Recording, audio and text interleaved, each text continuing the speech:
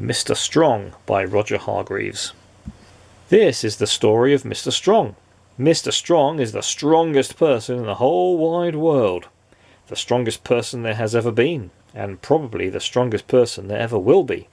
He is so strong he can not only bend an iron bar with his bare hands, he can tie knots in it.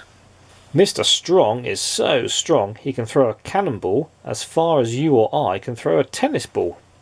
Mr. Strong is so strong he can hammer nails into a wall just by tapping them with his finger. Strong by name and strong by nature.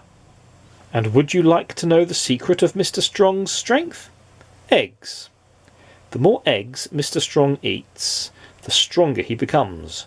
Stronger and stronger and stronger. Anyway, this story is about a funny thing that happened to Mr. Strong one day. That morning he was having breakfast, and for breakfast he was having eggs, followed by eggs, and to finish he was having, guess what? That's right, eggs. That was Mr. Strong's normal breakfast.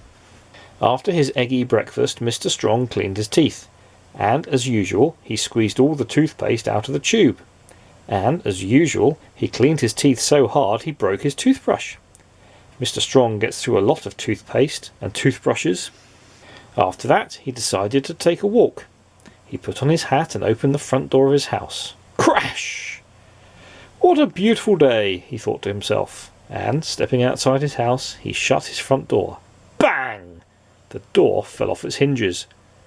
Mr. Strong gets through a lot of front doors. Then Mr. Strong went for his walk. He walked through the woods, but he wasn't looking where he was going, and walked slap bang into a huge tree. Crack! The huge tree trunk snapped and the tree thundered to the ground. Whoops, said Mr. Strong. He walked into town, and again, not looking where he was going, he walked slap bang straight into a bus. Now, as you know, if you or I were to walk into a bus, we'd get run over.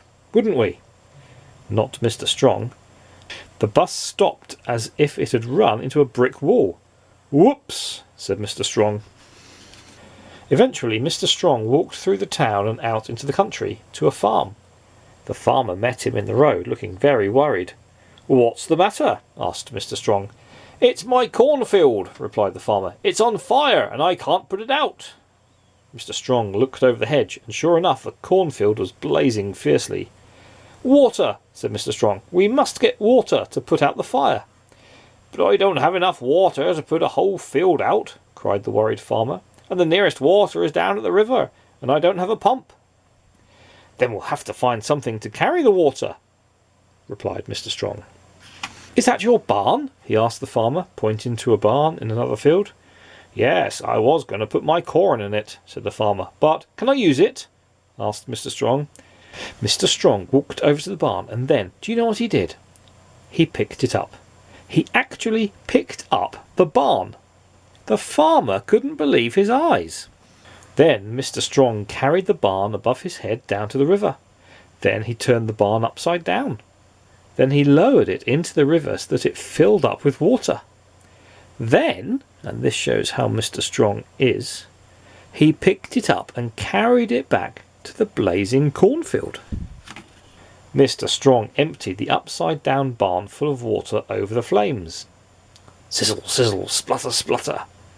1 minute the flames were leaping into the air, the next minute they'd gone. However can I thank you? The farmer asked Mr. Strong. Oh, it was nothing, remarked Mr. Strong modestly. But I must find some way to reward you, said the farmer. Well, said Mr. Strong, you're a farmer, so you must keep chickens. Yes, lots, said the farmer. And chickens lay eggs, went on Mr. Strong. And I rather like eggs. Then you shall have as many eggs as you can carry, said the farmer, and took Mr. Strong over to the farmyard. Mr. Strong said goodbye to the farmer and thanked him for the eggs, and the farmer thanked him for helping. Then Mr. Strong, just using one finger, picked up the eggs and went home. Mr. Strong put the eggs carefully down on his kitchen table and went to close the door. Crash! The door fell off its hinges.